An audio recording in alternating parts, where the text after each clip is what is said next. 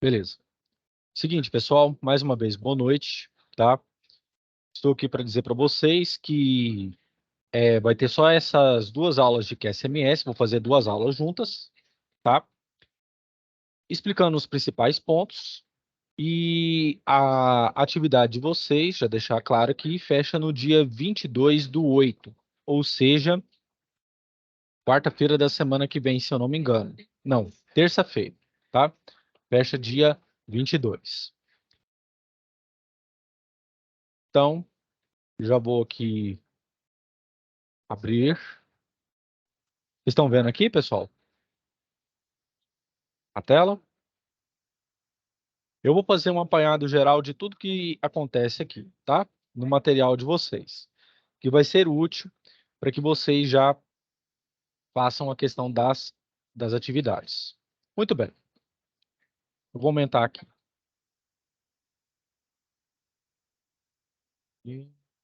Beleza. Seguinte, pessoal. Quando nós falamos de qualidade, saúde, meio ambiente e segurança do trabalho, nós estamos falando o que o trabalhador passa no cotidiano na indústria. Esse problema, como questão de não uso de equipamento de proteção, ambientes que não têm a menor condição de ter e proporcionar uma boa qualidade de desempenhar o seu trabalho, tem sido muito recorrente. No Brasil, né, foi recorrente no Brasil em décadas passadas. O que aconteceu? Historicamente, quando o Brasil começou a se industrializar, na década de 1950, com o início da década de 1950, com o fim de Getúlio Vargas, o seu governo, o que aconteceu? O Brasil precisava se adequar em normas com as principais normas internacionais para competir no mercado internacional. Pois o que faz a diferença para o ser humano, para a sociedade, para o crescimento de um país, é ter o quê? A indústria. Então, de acordo com esse pensamento, foi conseguido o quê? Algumas normas que o Brasil tinha que se adequar, dentre elas respeitando a qualidade, ter segurança naquilo que estava oferecendo aos seus colaboradores, evitando doenças decorrentes do trabalho, ter um meio ambiente integrado com a vida humana e a saúde sempre objetivando a preservação da vida do trabalhador. Por quê? Antigamente, a indústria não oferecia nenhum tipo de treinamento, não oferecia equipamentos de proteção individual e coletiva, e, em muitos casos, essa mesma indústria trabalhava sem o mínimo de segurança possível. Quer ver? Linha de montagem da Ford antiga. Vocês estão vendo a minha tela aqui. Olha só como que funcionava. Antigamente, isso aqui na década de 20, na década de 30, as montadoras, principalmente a Ford e a General Motors, tinha esses mecanismos aqui de linha de montagem, onde o trabalhador não recebia nenhum tipo de equipamento ou proteção e nenhum tipo de treinamento. Esse tipo de trabalho, como vocês estão vendo aqui, gerava inúmeros acidentes, decorrentes do quê? Não somente de falta de manuseio de algumas ferramentas, mas muitas vezes pela displicência de um outro trabalhador que estava desempenhando aquela função determinada. Com isso, o que aconteceu? As normas internacionais, principalmente as advindas dos Estados Unidos e da União Europeia, fizeram que o Brasil se tornasse seu signatário. Então, o que podemos levar em conta com tudo isso? Aonde você for, você vai trabalhar com o quê? Um planejamento de início. Além do planejamento, você tem que desempenhar o quê? Uma interdisciplinaridade com os departamentos. Terceiro, você tem que ter uma visão holística, ou seja, abranger tudo aquilo que está à sua volta. Porque o profissional do futuro não é mais um profissional especializado. Ele tem que ser qualificado, porque ele tem que resolver problemas por onde ele passa. E sendo assim, vamos começar pelo nosso capítulo de número 2, a introdução dele e o que diz. Equipes de trabalho. Por onde você for, seja no cotidiano, seja da natureza, nós sempre temos coletivos que realizam trabalho em prol de um determinado foco. No nosso caso, você como futuro técnico dentro da empresa, você sabe muito bem que aquela função que você está desempenhando não é unicamente sua, mas tem uma coordenação e tem uma equipe por trás que está organizando tudo isso. Por quê? O intuito disso é colocar em mente o seguinte, que o principal capital que a empresa tem que ter é o capital humano. Por quê? Hoje em dia nós vivemos na era digital. Temos a inteligência artificial que resolve inúmeros problemas no cotidiano e também dentro da empresa. Mas o que a inteligência artificial não tem e que ela precisa ser alimentada é a nossa arte de criar, é a capacidade de resolver problemas. Hoje em dia, o chat GPT é uma realidade, muito, uma ferramenta muito importante para diversos grupos dentro de determinadas empresas, para que haja o quê? Maior tomada de decisões e também para que você consiga definir quais são as metas que você quer alcançar no seguinte quesito de sucesso profissional. Só que o interessante é que, em uma palestra, um professor falou o seguinte: você tem que entender que o chat GPT é uma ferramenta, mas o trabalho coletivo, o trabalho em grupo é que faz toda a diferença. Então, pessoal, o que acontece? Os, dentre os princípios de QSMS aqui, se sobrepõem alguns princípios da administração, onde eu tenho a questão de departamentalização, quais são os objetivos, missão, visão, valores. Quais as relações que nós temos que ter nos grupos de trabalho, as metas, se temos que multiplicar essa meta, se temos que mantê-la constante, sinergia, se há equipes com proatividade ou não, as responsabilidades e também as habilidades para que você possa resolver as atividades em prol dos objetivos. Então, tudo isso que eu estou falando vem do decorrer do quê? Da análise do indivíduo, analisar o seu tempo, analisar o seu comportamento e também o que? Os encaixes para que tenha uma boa relação interpessoal. Uma pessoa que não se comunica, que não tem um bom relacionamento interpessoal dentro da sua empresa, da sua igreja, da sua comunidade, até mesmo dentro da sua família, ele é jogado, entre aspas, um pouco à esquerda. Por quê? Querendo ou não, o que mais estamos precisando nos dias de hoje são profissionais que tenham boa comunicação. Quando você faz uma entrevista de emprego e o RH manda aquelas perguntas para que você responda a respeito da sua personalidade, se você é comunicativo, se você tem proatividade, se você tem capacidade de resolver problemas, não é meramente à toa. Por quê? O que a empresa está procurando no profissional hoje em dia não é tão somente a competência, mas também a arte de se relacionar com todos. Você, como futuro técnico de eletrotécnica, você vai para uma empresa, por exemplo, você vai ter que lidar com a parte de mecânica. Já que você não domina tanto, tem que ter um bom relacionamento com o pessoal desse departamento. Do departamento de eletrônica, do departamento financeiro, onde talvez você possa fazer pedidos para que compra de novos equipamentos, maquinário, suprimentos e por aí afora. Então é isso que nós precisamos entender nos dias de hoje. O profissional que ele não tem uma boa comunicação, ele não se sobressai no mundo atual, ok? Beleza. Estou passando um resumo do que cada capítulo vai falar aqui para vocês, ok? Então, pessoal, o trabalho em equipe, ele é muito estimado nos dias de hoje. Questão da qualidade. Vejamos aqui. Uma das perguntas que foram propostas para nós nos últimos dias aqui, numa reunião, foi o seguinte: se você tivesse R$ 50 e fosse numa feira, isso falando para nós homens, tá? Se você fosse numa feira com R$ 50, você compraria duas cuecas de 25 ou 10 cuecas de 5? Muita gente preferiu que as 10 cuecas de 5, mas no meu caso eu preferi as duas de 25.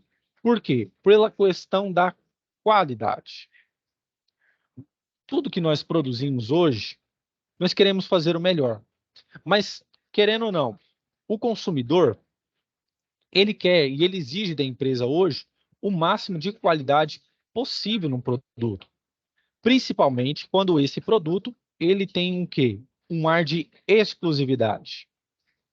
E isso vem sendo adotado pelo Brasil desde a década de 90, mas teve essa grande parceria onde a ABNT, a Associação Brasileira de Normas Técnicas, junto com a NBR ISO, que é uma norma institucional de qualidade internacional 9000, tornou o Brasil signatário, onde o conceito de qualidade dos produtos e serviços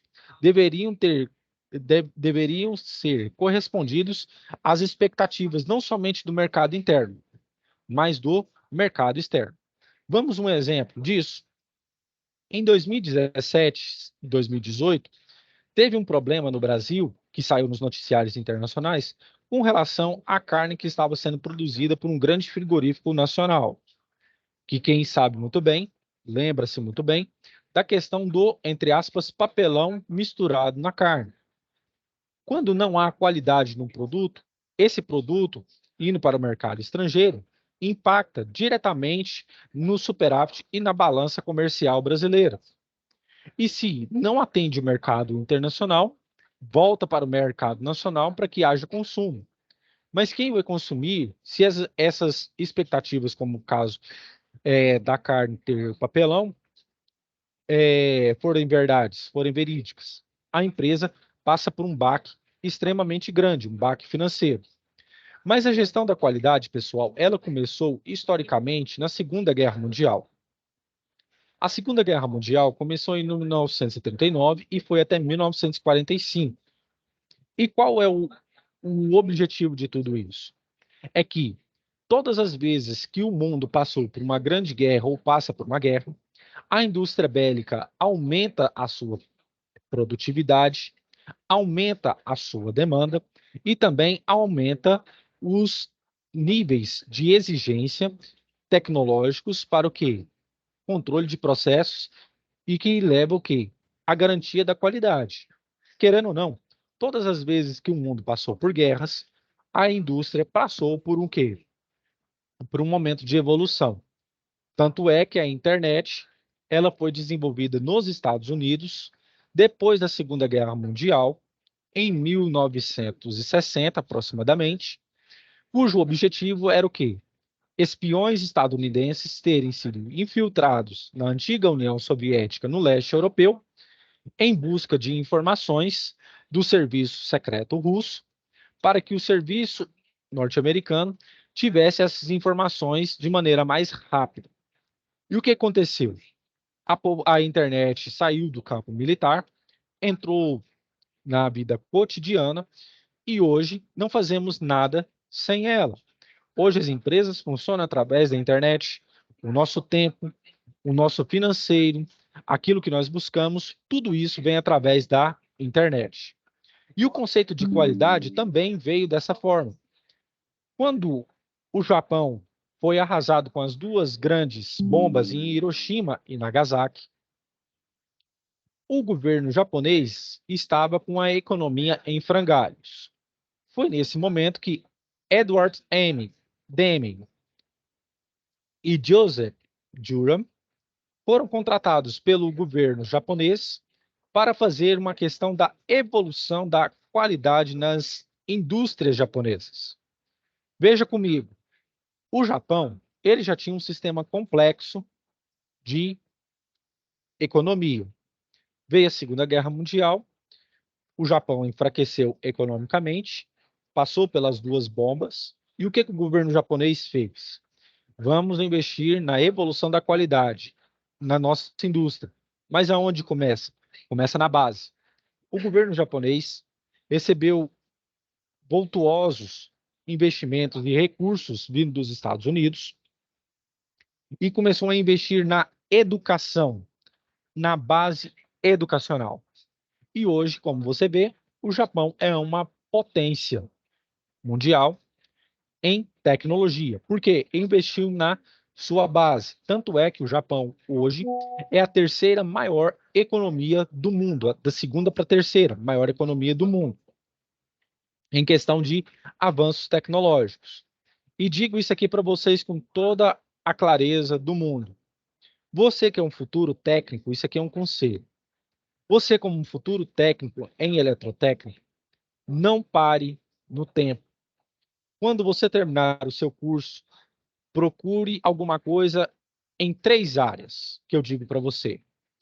Uma especialização em agronegócio, se você quer ficar no Brasil, agronegócio. Segundo, alguma coisa voltada na área de telecomunicações, como principalmente o 6G, que vai surgir aqui no Brasil. E, em terceiro, veículos elétricos. Ok? Fica aí a minha dica para vocês. Quando terminarem o curso, não percam tempo e façam uma dessas 3 coisas, se movimente em uma dessas 3 áreas. Porque, querendo ou não, algumas profissões vão desaparecer no futuro. E por causa do quê? Da evolução da qualidade. Em questão de quê, professor?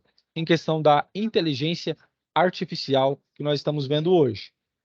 E muitas profissões que temos hoje vão, querer ou não, ser a preço de quê? De banana. Mas fica aí o conselho para vocês. Então, voltando ao conteúdo, as empresas passaram a ter os conceitos de gestão da qualidade. A gestão da qualidade, ela veio em meados dos anos 90, em que diversas organizações viram o que aconteceu no Japão. E qual é o principal foco da gestão da qualidade? É o cliente. É o cliente que vai falar bem se a indústria ou se a produção está muito bem, se o produto veio conforme ele pediu, se está atendendo à qualidade, se tem os procedimentos relativos às normas de segurança para que ele possa consumir de maneira efetiva. Então, hoje em dia, tudo isso acontece. Hoje em dia, ainda mais nas redes sociais, em aberto, o que nós temos? A gestão da qualidade ela foi aprimorada. Só para você ter uma noção. Algum tempo aqui atrás, uma churrascaria aqui na cidade de Goiânia foi acusada de distribuir carne mal passada e queijos, né, vencidos. Isso foi apurado. E o que aconteceu? A churrascaria ela teve que ser fechada, porque foi constatado que não estavam servindo comida de qualidade para os seus clientes. E quase que essa churrascaria foi o quê? Decretou falência. A sorte é que o empresário, o dono dela, tinha capital suficiente para reerguer, mas até reerguer o nome, até fazer novamente o nome, demorou bastante tempo. Então, pessoal, por isso que eu digo sempre para os meus alunos, se você quer algo para crescimento, não somente pare no tempo, mas seja o melhor no que você está fazendo, ok? Beleza. A ABNT NBR ISO 9000-2015. Essa norma estabelece quais são os documentos para o sistema de gestão da qualidade. Esses documentos são política de qualidade, manual da qualidade, os objetivos, procedimentos documentados e os registros requeridos pela norma, principalmente em questão de quê? Principalmente em fornecer ao cliente o melhor produto possível. Dentre as principais normas da ISO, se destacam o quê? A 9000, que descreve os princípios de sistemas da qualidade e as terminologias. A 9001, que estabelece as condições para que uma empresa possa se adequar ao sistema da qualidade. A 9004, que fornece as bases de eficiência e eficácia para o sistema de gestão da qualidade. e a 19.011, que fornece o quê? As questões de auditoria para que seja averiguado se o sistema daquela empresa está de acordo com os princípios da gestão da qualidade. Ok? Muito bem. Dentre os princípios da gestão da qualidade, se estabelecem esses princípios aqui. Primeiro, como eu disse para vocês, foco no cliente. O cliente, hoje em dia, ele tem um poder gigantesco de determinar se uma empresa é boa ou ruim, se um produto que está sendo fornecido é bom ou ruim. Por isso que, hoje em dia, as empresas elas têm focado tanto no cliente que podemos até citar as empresas de telefonia. Querendo ou não, nós temos diversos problemas com relação à internet, porque o nosso mercado ele é muito fechado. A Anatel ela não abre mercado para fora, infelizmente. Somente temos que lidar com essas empresas que nós temos aqui no Brasil que todos nós sabemos habitualmente. Mas se você for para fora, numa economia pujante como Estados Unidos, Europa, por exemplo, você vai ver tantas empresas, que a competição favorece o sistema de qualidade dessa empresa. Quer ver só? Antigamente, antigamente, quem era taxista, quem não andava de ônibus e andava de táxi, só tinha aquele sistema de transporte. Vieram os aplicativos Uber, hoje nós temos 99, o InDriver, nós temos o BlaBlaCar, o BlaBlaBla e outros aplicativos de algumas prefeituras, pelo menos aqui no estado de Goiás, que fornecem o quê? Esse sistema de transporte. Ou seja, o foco está no cliente, naquilo que ele está dando para você. Liderança. O sistema de gestão da qualidade, ele quer despertar para você o sentido de liderança para que você envolva com os objetivos da organização. O envolvimento de pessoas. Querendo ou não, pessoal, existem pessoas com habilidades diferentes, métodos diferentes e que você vai ter que lidar. Um líder, ele precisa, quando ele está na ponta de uma equipe, ele precisa entender que ele precisa colocar as pessoas certas nos lugares certos, fazendo as suas coisas certas. Por quê? Se eu sou um gestor e eu coloco uma determinada pessoa A no departamento financeiro, mas ela é muito mais propensa para um departamento de vendas, como ela é mais comunicativa e entrosada com as pessoas, eu estou matando o que? A minha empresa e estou também comprometendo o talento dessa pessoa. E é por isso que o gestor, no caso, ele tem que ter este olhar crítico em relação ao quê? A personalidade da pessoa, que também determina o que a pessoa pode fazer e de melhor, ok? A abordagem de processos. Eu tenho que planejar os meus processos de uma forma eficiente. Abordagem sistêmica, voltada para a organização, eu tenho que primar nos meus objetivos com eficiência e eficácia. Eu tenho a melhoria contínua, que vem do japonês chamado Kaizen, ou seja, eu fiz hoje 70%, amanhã 75%, depois de amanhã 80%, sempre fazendo melhor. Hoje, em relação a ontem, e amanhã, melhor do que hoje. Abordagem real de tomada de decisões. Hoje, se um gestor tomar uma decisão errada, ele pode comprometer toda a estrutura da empresa. E benefícios mútuos nas relações com fornecedores, ou seja, uma boa comunicação, um bom entrelace daqueles que estão te fornecendo matéria-prima, ok? Então, é isso que essa parte fala. Questão de processos. Dentro da empresa, pessoal, você vai lidar com inúmeros processos. Qual é o ramo que você está planejando entrar? Tem gente que fala assim: ah, professor, eu quero entrar no ramo de geração e transmissão de energia. Certo. Mas você tem que conhecer os procedimentos que tem aquilo lá. Quais são os processos que você tem que entrar? Ah, professor, eu quero entrar no ramo automobilístico. Quero voltar a minha capacidade para instalação e manutenção de veículos elétricos. Estude a fundo essas áreas. Tudo demanda o quê? Processo. Beleza? E por quê? Porque eu vou precisar de ferramentas para me determinar o meu bom trabalho. Em 1940 e 50, surgiram as primeiras ferramentas administrativas para isso. E uma delas é o diagrama de Pareto, que nós chamamos de diagrama de causa e consequência. Ele é determinado pelo seguinte slogan: 80% das consequências são resultados, enquanto que os 20% são de causas. O diagrama de Pareto, ele vem da seguinte forma, em coluna, onde você analisa as frequências em ordem decrescente, a fim de sanar os principais problemas, através do quê? Das porcentagens com que cada um está apresentando, ok?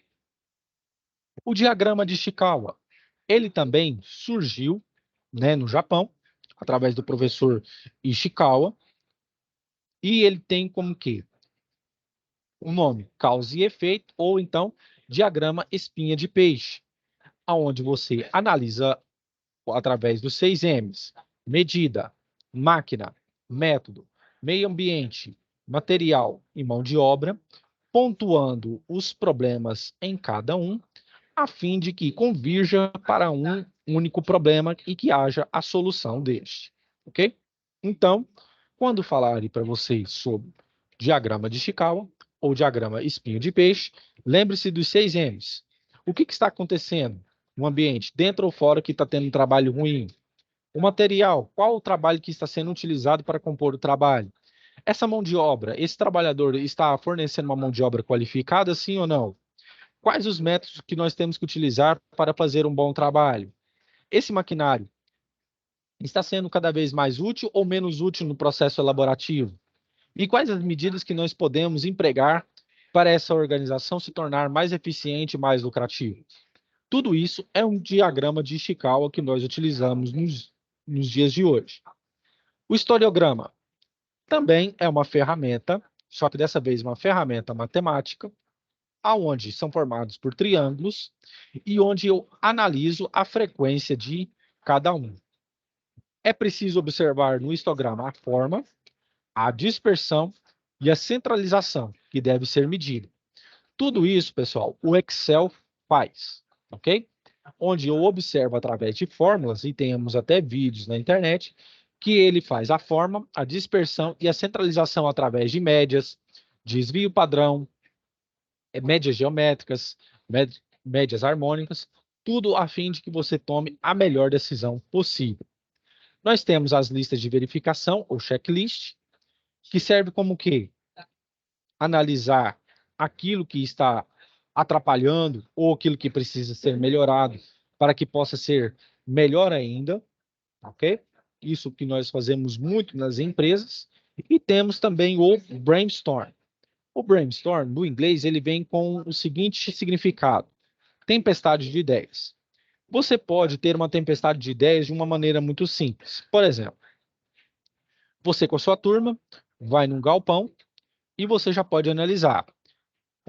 Por exemplo, o professor determina o que pode ser melhorado aqui para redução de custos.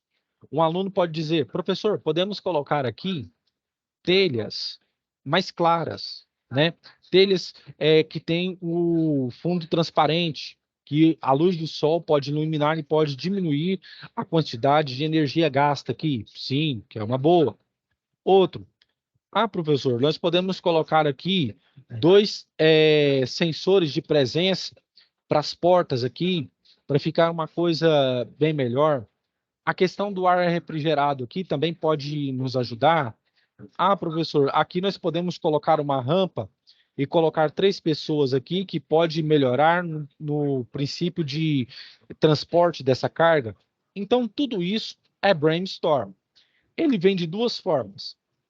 Ele vem de forma estruturada, onde as pessoas pensam nas ideias de maneira o quê? Rotativa. E nós temos o não estruturado, que são aquelas ideias que vão surgindo aleatoriamente, como eu demonstrei aqui para vocês. Nós temos uma outra ferramenta, que é o gráfico de controle, tá ok? Essa aqui é mais matemática também, onde nós determinamos os padrões de valor médio, média total, dispersão, média de dispersão, linhas de controle, fração defeituosa, número de conformidade e não conformidade. Geralmente vem desta forma.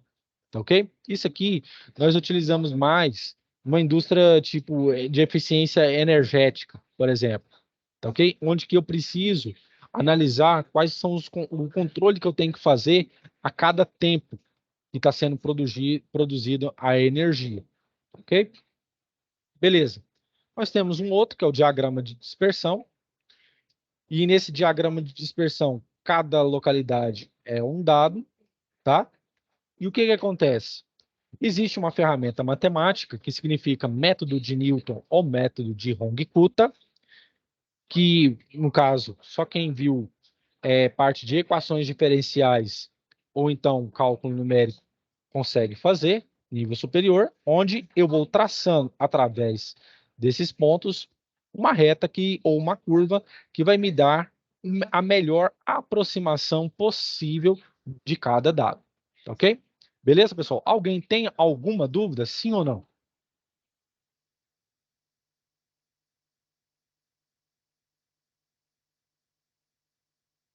Pode continuar, pessoal? Pode Alguém tem alguma continuar. dúvida? Beleza. Eu Ô, faço aqui professor, esse... Pois não. boa noite. Eu entrei na aula Boa agora. noite. Sim. Professor, é só explicação da nova disciplina que o senhor está dando ou já está orientando a fazer algum trabalho, algo assim? Não, é só a orientação da disciplina mesmo, tá? Ah, tá. Beleza? Beleza. Aí já aproveitando o gancho, a disciplina ficou quem não fez, né, as atividades, vai começar hoje, não, começou ontem no caso, e vai até dia 22 que vai ficar aberto, tá? Beleza. Uhum.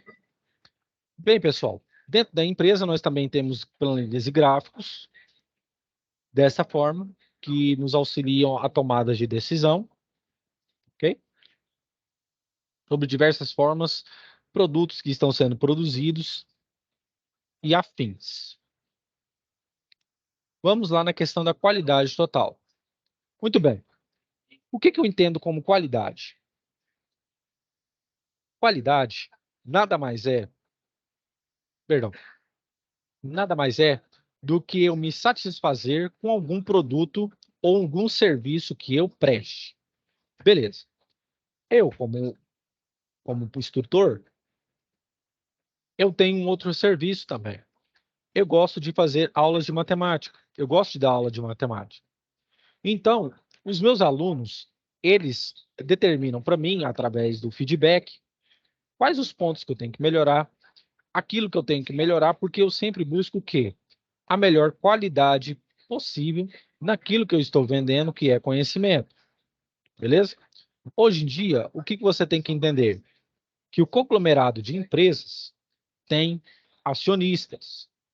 E a gestão da qualidade, com foco no cliente, gera não somente expectativa de lucro, mas também repercussão daquilo que você está desenvolvendo, que são o quê? Os resultados que você quer obter. Pois muito bem. E por quê? Eu quero chegar num determinado alvo. Eu tenho uma meta para traçar. Não pode ser uma coisa extravagante demais. Tem que ser o quê? Tem que ser aquilo que eu vou conseguir alcançar. E é por isso que eu tenho que um público estratégico, que nós chamamos de stakeholders, ok? Ou seja, eu tenho que desenvolver métodos, técnicas que vão o quê? De encontro com aquele público, aquele alvo que eu quero atingir. Então, dentro desse conceito, esse conceito foi desenvolvido por Deming e Jury e Feigenbaum, que são os três pilares, ou os três nomes da gestão da qualidade, onde eles, através de análises matemáticas e estatísticas, buscavam sempre os melhores resultados obtidos através da gestão. Beleza? O que Feigenbaum sempre dizia? Olha, não somente analisar de maneira o quê? Estatística. Eu preciso de marketing. Eu preciso ter uma engenharia. Eu preciso ter manufatura e manutenção daquilo que eu estou desenvolvendo constantemente. Porque eu tenho que suprir ou até surpreender as expectativas do meu cliente. Ok? Então, o que aconteceu? Ele desenvolveu as 4 etapas da evolução da qualidade total, que são a inspeção, o controle estatístico da qualidade, a garantia da qualidade e a gestão da qualidade estratégica. Por que isso foi tão importante? Porque nós aprendemos com o sistema Toyota de gestão. Quando esses nomes, como Daimler e Jury, vão para o Japão, eles viram uma coisa que estava acontecendo nos Estados Unidos, principalmente na indústria automobilística. Estava tendo muito desperdício de matéria-prima. Quando eles vão ao Japão, eles tentam fazer o possível para que o gasto seja o menor possível de material e que a qualidade seja a máxima possível. É por isso que quem tem carro da Toyota, quem tem carro Mitsubishi, que é de origem japonesa, sabe quais foram os incrementos que eles foram colocando a partir da década de 90. Ou seja, eu tenho que melhorar meu produto, perdão, eu tenho que dar uma garantia, eu tenho que apresentar um controle, uma inspeção, para que o meu cliente seja o mais satisfeito possível naquilo que ele está comprando. Então, isso se tornou uma cultura organizacional da quê? Da melhoria contínua. É o princípio do que eu falei do Kaizen, que significa o quê? Eu sempre melhorar dia após dia o que eu fiz hoje, eu tenho que melhorar amanhã, e o que eu fiz hoje ser melhor do que eu fiz ontem. Então, eu sempre tenho que fazer isso, correto? Pois muito bem. Por quê? Eu tenho que buscar 2 princípios elementares, que é a eficiência e a eficácia. Sejamos sinceros aqui, um dos grandes problemas dos órgãos públicos brasileiros é a grande burocracia, que nós erroneamente chamamos assim, onde a burocracia ela foi desenvolvida por Max Weber, mas o objetivo não é ser o que é hoje. Mas o que acontece?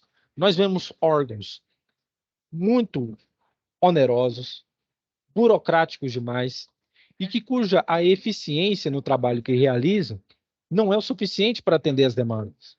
Vamos um exemplo. Aqui o Detran de Goiás, por exemplo, ele passa por tantos percalços que nós não sabemos o que fazer. Porque quando você vai lá, uma pessoa indica para você em um bloco, outra pessoa indica para você em um bloco, e você não resolve nenhum tipo daquele problema que você precisa resolver. Então se torna o quê? Uma coisa onerosa, extremamente o quê? Cansativa. Então não tem eficiência. E é isso que a gestão da qualidade busca fazer. Sempre tratar da melhor forma possível aquele problema. Resolver, sanar aquele problema, porque todos têm. Eficácia. A eficácia já é ligada ao quê? À ênfase nos resultados obtidos. Antes de eu ter a minha eficácia, eu tenho que ter o quê? A minha eficiência.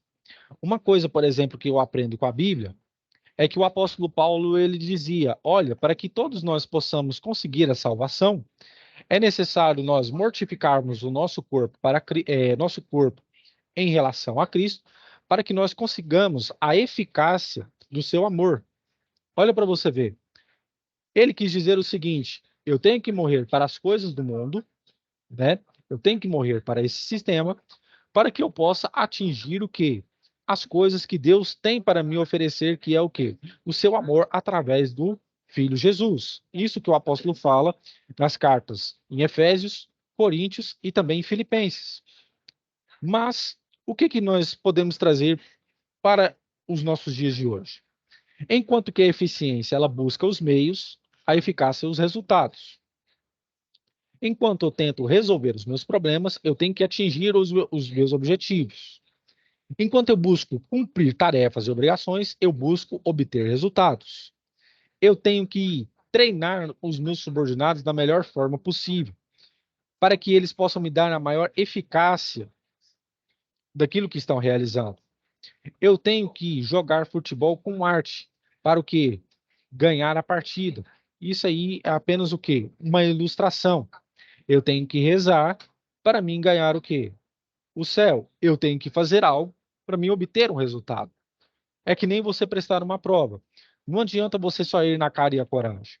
Muitas vezes você pode ter domínio de determinado assunto, mas é bom sempre você recapitular para que quando cair uma questão ou parecida ou semelhante, você tem a habilidade, está com aquilo em mente e você sabe como fazer. Por exemplo, na disciplina de não ser de eletricidade, por exemplo. Muitos de vocês viram o teorema de Thevenin. Quando você jogar isso para o mercado, por exemplo, vamos supor que você queira fazer, está em busca de uma vaga numa determinada indústria, por exemplo.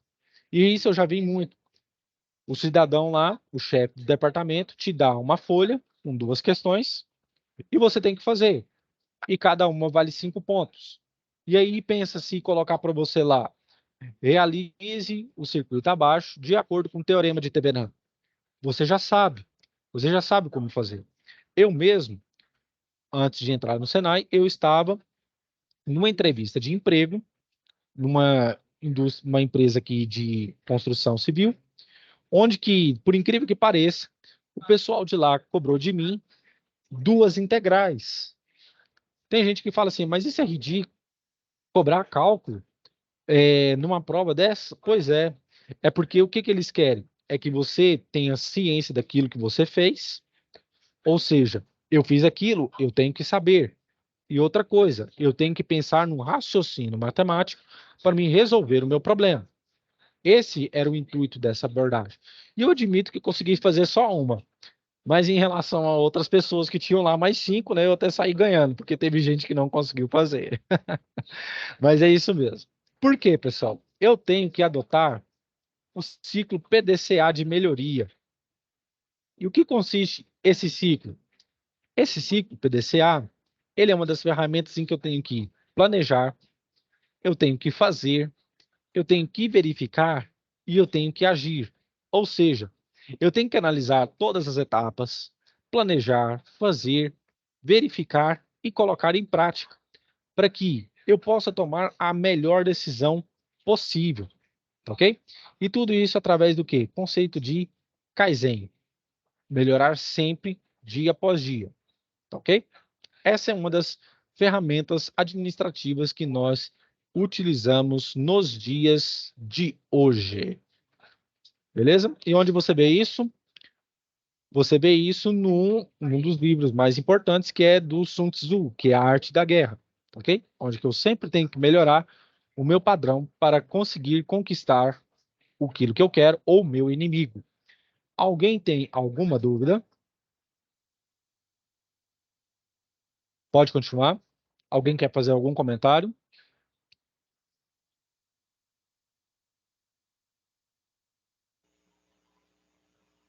Pode continuar para mim. Beleza. Segurança e saúde. Como mostrei para vocês, nas linhas de montagem aqui da Ford, nós não tínhamos nenhum tipo de segurança. Nós não tínhamos nenhum tipo de equipamento de proteção. Beleza. A Revolução Industrial, historicamente falando, foi quem trouxe o quê? Modificação no contexto social, econômico, político no mundo. Começou na Inglaterra, que foi pioneira, e querendo ou não, nós ajudamos, o Brasil ajudou a financiar, tá? A Revolução Industrial, indiretamente, mas ajudou, e que mudou o mundo de uma forma surpreendente. Mas, depois da Primeira Guerra Mundial, surgiu a Organização Internacional do Trabalho, onde cada trabalho ele tinha que ter o quê? As suas competências, ele tinha que ter o quê? A empresa tinha que validar com relação ao uso de equipamentos de proteção individual e coletiva e garantir por lei algumas o quê? Alguns benefícios como insalubridade e periculosidade, ok? Beleza. A CIPA, pessoal, é a Comissão Interna de Prevenção de Acidentes. Ela é gerida pela NR5. O que que é isso? Eu tenho que ter uma noção daquilo que a empresa pode abarcar ou pode sofrer se ela não respeitar as normas de segurança, certo? E o trabalhador também ele pode ser penalizado? Pode. O que que acontece? Quando o trabalhador ele não usa, não faz jus do seu equipamento, não faz jus daquilo que lhe é posto para que ele possa fazer o trabalho da melhor forma possível, com segurança, ele pode ser o quê? Penalizado. Então, pessoal, de acordo com a CIPA, ela estabelece que haja o quê? Um conselho onde eu tenha um efetivo e um suplente, ou então membros indicados com um efetivo e um suplente na empresa para que ele possa averiguar as situações de segurança dentro da empresa. Pois, através disso, eu posso identificar riscos durante a produção, elaborar planos de trabalho, que é o quê? Elaborar ações preventivas, participar e implementar controles de qualidade de medidas, realizar periodicamente os ambientes de trabalho, as situações do maquinário, ver se o trabalhador corre risco ou não, e realizar também o que? Avaliações de cumprimentos de metas. E além disso, participar do SESMIT e dos seus treinamentos, como diz aqui. Quando eu estagiava na empresa de saneamento aqui do estado, que é a Saneago, o que aconteceu? Eu estava de óculos de proteção e estava no torno, participando do processo de torneamento. Chegou um torneiro, do nada, sem luvas, sem óculos de proteção, e colocou uma peça, para o torno fazer o quê? A parte de recabamento, né? Acabamento lá. E o que aconteceu? Ele estava sem o óculos de proteção. Um, um dos cavacos do material, bem pequenininho, entrou no olho dele e entrou na lateral. A sorte é que não foi de frente, porque se tivesse ido de frente, ele teria ficado cego. Então, tem gente que fala, eu posso usar óculos de grau? Não, não pode. Utilize sempre os óculos de proteção. Na parte de soldagem também, utilize óculos escuros, máscara, jaleco de couro, luvas. Sempre que você for mexer, principalmente em soldas do tipo MAC, MIG, sempre utilize os equipamentos de proteção. Por quê? Porque os acidentes de trabalho eles podem ser típicos, de trajeto, de doença profissional ou de doença do trabalho. Existem 4 classificações. Os acidentes típicos é quando o profissional se envolve em algum acidente desempenhado no seu trabalho. O de trajeto é quando ele está indo da sua residência para o local de trabalho. Pode furar um pneu do carro, pode bater numa moto ou qualquer tipo de coisa. Ou um ônibus, se ele usa transporte coletivo, pode ter algum problema. Então, ele tem o quê? Essa vantagem, essa classificação.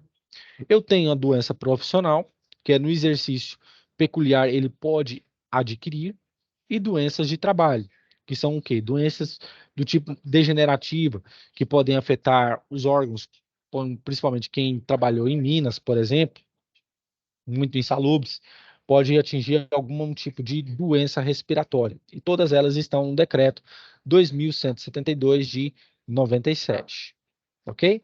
Então, nós temos esses gráficos que mostram o valor de indenizações ao longo do ano por causa dos custos de acidentes no trabalho. Isso aqui está bem ultrapassado, tá? Mas vamos adiante. As condições ambientais. Eu tenho que ter as condições mínimas necessárias para desempenhar o meu trabalho, tá ok? Eu tenho que ter boa iluminação, eu tenho que ter locais onde que estejam muito bem localizadas as placas de identificação, quadros elétricos muito bem lacrados, fechados e também vista periódica, tá ok? Porque eu tenho que garantir o melhor trabalho possível. E, dentre estes, eu tenho os riscos ambientais, que são divididos em riscos físicos, químicos, biológicos, ergométricos e mecânicos. Os físicos são quando você mexe com algum tipo de máquina e acaba sofrendo algum dano. Os riscos físicos que podem acontecer é quando você trabalha com o quê? Algum tipo de produto químico em redor. Biológicos, quando você tem contato por bactérias, vírus ou então protozoários. Riscos ergométricos, que já atingem o lado físico e psicológico, onde há sensação de desconforto, que dá do que? Estresse, principalmente, e riscos do que? Mecânicos, que podem acontecer quando você sofre alguma lesão por mexer em algum tipo de equipamento, tá ok? Dentre os riscos ergométricos, eu tenho os de repetitividade, que se enquadra, iluminação inadequada, postura inadequada, um ritmo muito excessivo de trabalho, grande monotonia das atividades, controle rígido, jornadas de trabalho muito longas, levantamento e manuseio de cargas que pode atingir a sua sustentação mecânica, ou seja, a sua parte óssea, ok? Beleza. Esse aqui ele conta a história, como surgiu, e a prevenção e redução de danos. Tudo isso, pessoal, uma das coisas que mais aferem a justiça nos dias de hoje é o quê? É o funcionário entrar contra a empresa devido ao quê? A não que redução de riscos ou danos dentro do ambiente de trabalho. Mas o funcionário ele também tem que estar atento, não levar peso excessivo, tomar cuidado aonde coloca ferramentas, aonde está fontes de energia elétrica, prestar atenção aonde ele está transitando, não ter, né, ter sempre proteção individual, não se arriscar de maneira nenhuma com nenhum projeto químico, produto químico, e nunca fazer graça para se sentir, entre aspas, confortável naquilo que ele está desempenhando, ok? Os riscos ocupacionais, eles são divididos em três: agentes físicos, que podem ser o quê? Ruído, vibração, pressão, temperatura, radiação, ionizante, não ionizante e iluminação. Os agentes químicos, que são o quê? Fumo, névoa, poeira, neblina, gases, vapores. E os biológicos, que vêm a partir de quê? Bactérias, fungos, protozoários, parasitas, quando o trabalhador ele tem contato com esse tipo de coisa. Cada um tem sua cor e tem o quê? A sua classificação em relação aos agentes ambientais. Dentre as medidas protetivas, né, nós temos o quê? Um mapa de risco, que deve ter, toda empresa deve ter seu mapa de risco, onde pelas cores é identificado qual risco esse trabalhador ele pode que estar submetido. Os EPIs, que são os equipamentos de proteção individual, onde o trabalhador, quando ele utiliza esse equipamento, ele se torna responsável pela boa manutenção e seguridade do equipamento.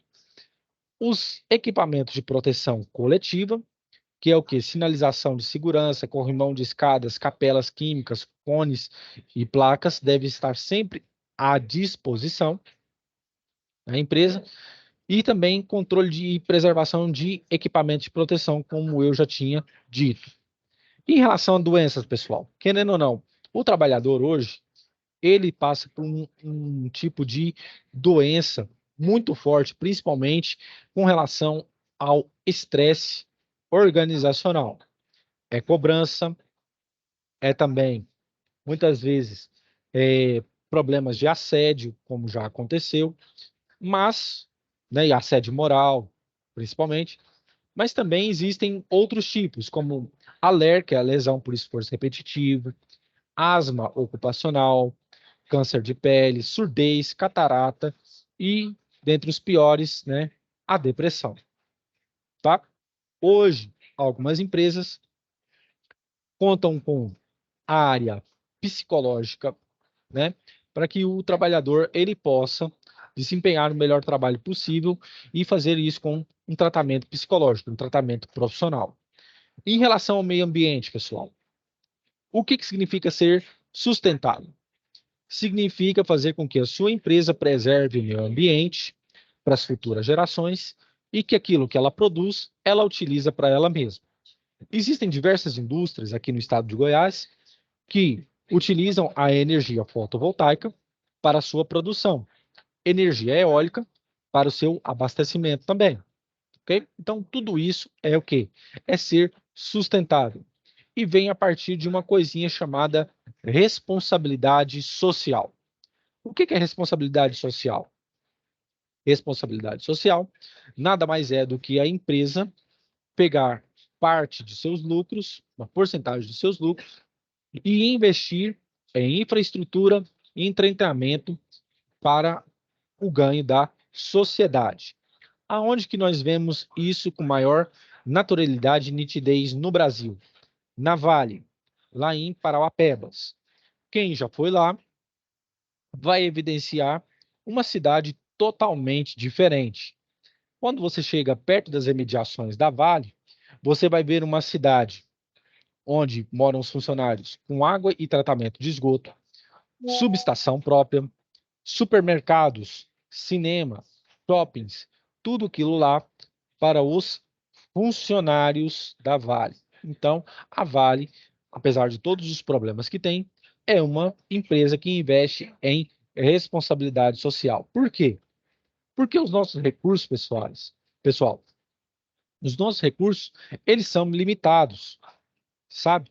Tem gente que acha que não, vai continuar isso. Não, não vai. E por que que eu falo isso? É que nem eu disse para vocês no começo dessa aula. Quando vocês forem investir em algo no futuro, invistam na parte de manutenção e cuidado de veículos elétricos, porque é o futuro. Até 2030, segundo dizem, até 2030, não é para ser produzido mais nenhum carro a combustão. Carro que é movido a diesel, a gasolina, a álcool, ele vai perder grande valor de mercado. Porque hoje em dia nós temos o veículo elétrico que não está tão popularizado. E por que que isso está acontecendo? Principalmente em decorrência da guerra na Europa, na guerra da Rússia com a Ucrânia. Querendo ou não, a Rússia é um grande exportador de gás natural e de petróleo para a Europa.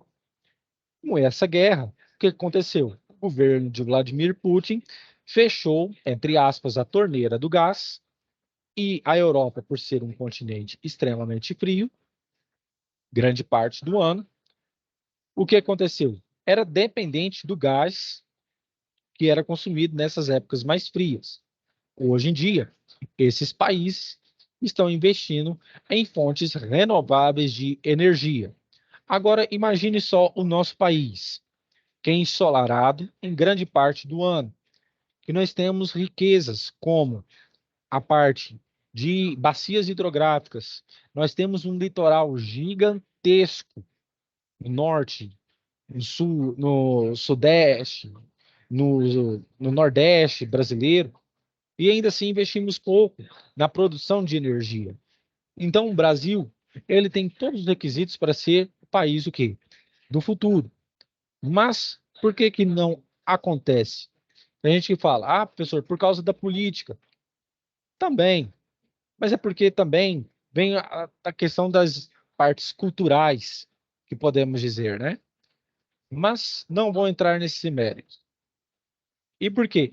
Eu tenho que ter um consumo consciente. Eu tenho que despertar na minha empresa e nas pessoas da minha família a chamada coleta seletiva, para que eu possa fazer o máximo possível de reciclagem do lixo. Quando eu estava na faculdade, eu fiz um projeto juntamente com os meus amigos, de um projeto de coleta seletiva numa empresa aqui.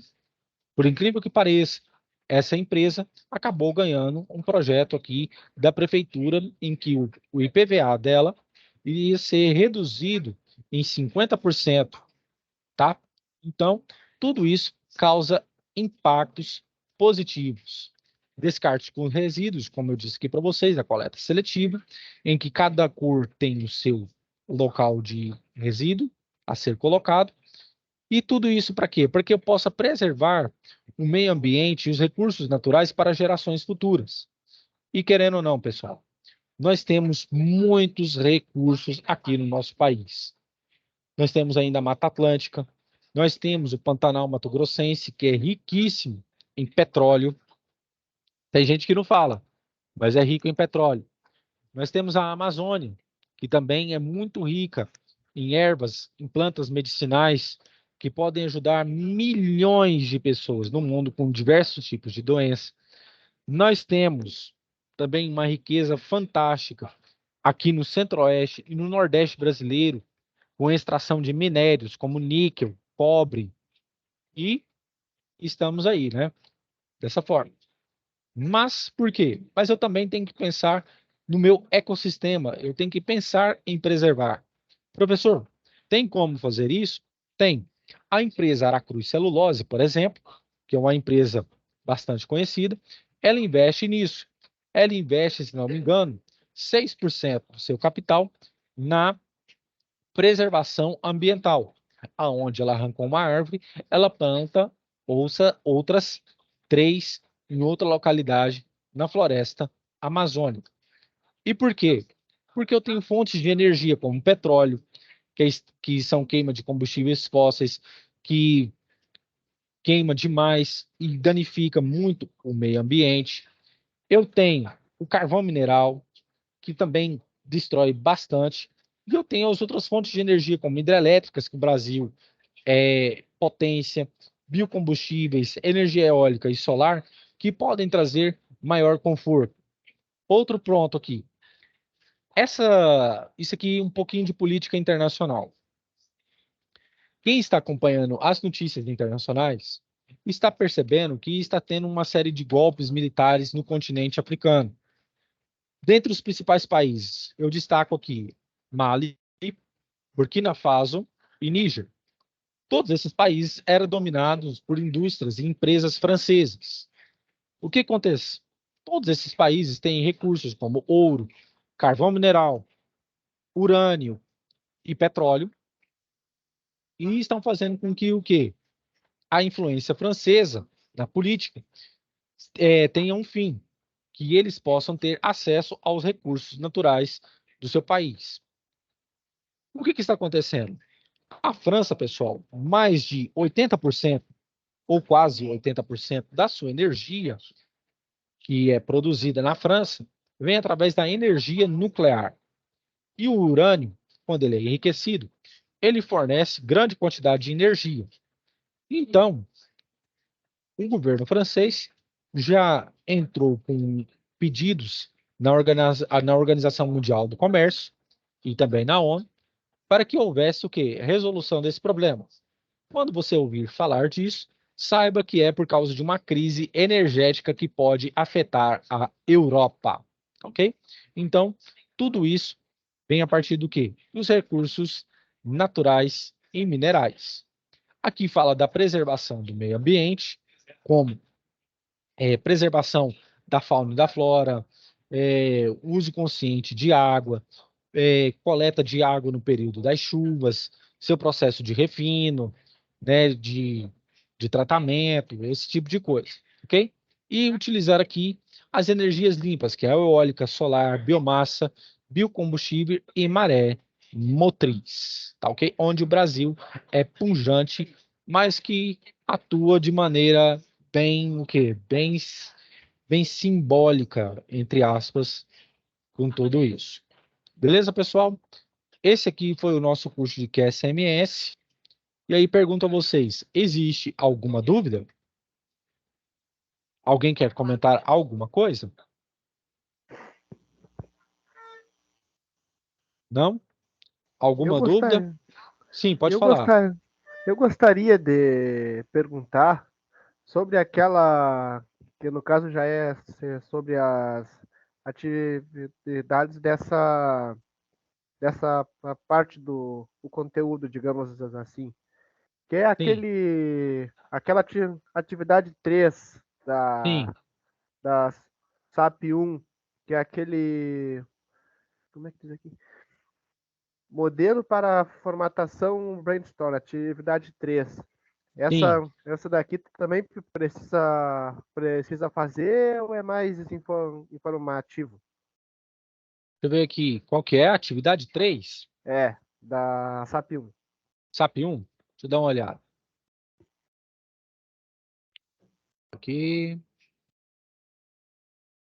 Tchum, tchum, tchum, Professor, tchum. Pois não. dessa UC aí vai vir o questionário. Não, não vai ter questionário. Vai ter que voltar ao sistema antigo novamente. Ah, tá bom. Infelizmente. É.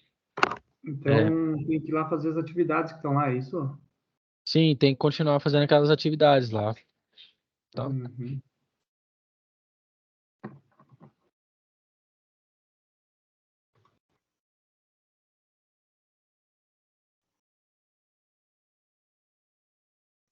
Qual que é a atividade? Atividade 3 da SAP 1. SAP 1, né? Tá.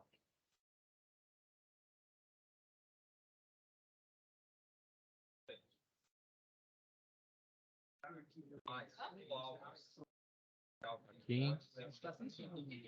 Você tá falando é dessa daqui, né? Peraí, deixa eu compartilhar aqui. Tá falando essa daqui, né? Essa aí. Essa aqui. É, beleza. Tá, deixa eu fechar aqui. Qual, peraí. Qual é o tema que foi pedido aí para vocês? Falou? Qual era o Peraí, deixa eu tema de olhar aqui de novo. brainstorm? Deixa eu olhar aqui de novo. Hã? Para mim Peraí, não tem deixa eu olhar aqui de atividade novo. 3, professor. Tem atividade 2 da SAP 1. Da SAP 1 tem atividade 2, 5, 1 e 2. Tem duas 2, uma 5 e uma 1. Assim que on, deixa eu ver aqui. Não, peraí, eu acho que ele tá olhando a Não, lá esse da aqui, eletricidade. não, esse aqui é só um modelo que você vai fazer. Tipo, é esse aqui que eu tô querendo, ó. Agora entendi, peraí. Essa atividade aqui, vocês viram aqui, ó, do espinha de peixe, de Ishikawa? Aham.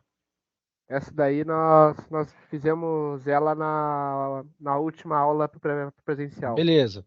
Então, é essa aula aqui, é essa, você aqui, é o melhor, essa SAP, é essa aqui, deixa eu abrir aqui, do Excel, e é essa aqui, né? Essa aqui do Excel, correto? Isto? Beleza. Aqui. E esse aqui é só o descritivo da Em aprendizado. professor, Pois não. nessa última aí que o senhor mostrou ali, é para fazer tipo um relatório a respeito dos não conformes. Isso. Você vai identificar para mim lá, tá ok? Nessa daqui. É como se você estivesse na indústria e você vai ter que fazer o relatório disso aqui, ok? Só dos não conformes aí, no caso, que são esses 4 aí, né? Isso. Com Ah, conformidade e não. não conformidade, tá ok? Tá ok, então. Beleza. Ah, tá. Obrigado. Ah, tá. Ainda sobre essa aí Ah, eu tava achando que era para preencher o restante de espaço que ela tinha ali. Eu não sabia que era para fazer um relatório dela. não, você pode até dar o seu parecer lá, mas você tem que preencher ela daquele lá, se você vai estar com conformidade ou não conformidade, Tá, ok? mas aí no caso, eu iria preencher ela até o acabar aqueles Pode. espaços para Sim, eu pôr. considero do mesmo jeito, ok? Tá, e aí abaixo ali ela aparece a não é sugestão. Acho que. Ah, peraí. Como é que é? Eu não entendi. Deixa eu. Não, peraí que eu vou olhar aqui de novo, porque. Ok. Ah, não falar rabo bobrinha. Ah, aqui, ó. Parecer técnico final. Eu colocaria aqui no caso isso do relatório. Eu preencheria aquela tabela em cima e colocaria ali abaixo ali aquele parecer técnico final. Você vai preencher aquela tabela e tem que dar o seu parecer como um técnico, como que você tivesse visitado aquela empresa e analisou os problemas que ela evidenciou, tá? Tá, mas ali o que aparece ali primeira a primeira quinzena Sim. tá toda ali preenchida como conforme. E Sim, aí ali a segunda quinzena, ela só tá preenchida ali como é que é? Duas colunas. isso. Aí eu preencheria as outras colunas com espaço sobrando. Sim. Ah, Você tá. entendeu? Ah, tá. Agora eu É entendi. esse caminho que eu quero que vocês sigam, tá? Do jeito que você falou aí, Ah, tá. beleza? Dando esses pareceres. Pois é, eu tinha entendido ao contrário ali. Que ali pede para elaborar um relatório a respeito do que estava sublinhado, no caso, né? Mas você pode fazer o relato, você pode fazer como ele falou e você pode colocar o relatório em anexo. Você pode fazer uma observação embaixo. Sim, no caso dos não conformes, no caso o que Isso. foi É, conforme no caso. porque eu também aceito desse jeito. Porque aí, no caso, o que eu estaria vendo? Eu estaria não somente vendo da parte da engenharia mesmo, ou da parte técnica, como você está mostrando, mas também da parte de gestão. Teve um aluno que ele fez isso aí para mim, e ele fez até os gráficos, colocou em anexo, né? E colocou até gráfico para mim de investimento naquela parte da não conformidade. O que poderia ser investido para melhorar, Ah, sim. beleza? Eu Ah, também tá. aceito, não tem problema não, Ah, não, tá ok. Ah, tá. ok? Beleza? Mais alguma dúvida, Então, pessoal? então ali aquela tabela ali eu preencho ela toda, como se eu Sim, como se eu tivesse ido nessa mineradora aí durante uma quinzena. isso. Porque aí é Ah, como se tá. você estivesse fazendo como se você estivesse fazendo, no caso, uma consultoria, beleza? Ah, tá. E aí, caso eu Sim, fui, eu fui lá, fiz a minha inspeção diária, e sim. aí, sei lá, no 13º dia dessa Uhum. quinzena, todos aqueles não conforme foram solucionados. É, como se você tivesse dado um prazo para que a empresa pudesse também se adequar. Você pode registrar isso também. Ah, tá. Beleza. Obrigado. Beleza? Por nada. Era essa Era minha a sua dúvida. dúvida, né? Mais alguém, pessoal? Aí, pessoal, refrisando, as atividades vão ficar abertas até o dia 22, tá? Então, aí o que eu até falo para os meus alunos? Cara, faz o seguinte, pega esse final de semana, sábado e domingo, ou sexta e sábado, já mata isso de uma vez, porque aí você vai ter mais tempo para descansar depois, tá ok? Então já faz isso aí, pessoal, tá? Já elimina, beleza? Qualquer dúvida, Professor, pois não. para mim aparece aqui, ó, atividade 1, SAP 1, atividade 2, SAP 1. Você é de São três, qual, você é de qual unidade? tá? Garibaldi, Rio Grande do Sul. Garibaldi? Só um instantinho, deixa eu ver aqui. Tá. Opa.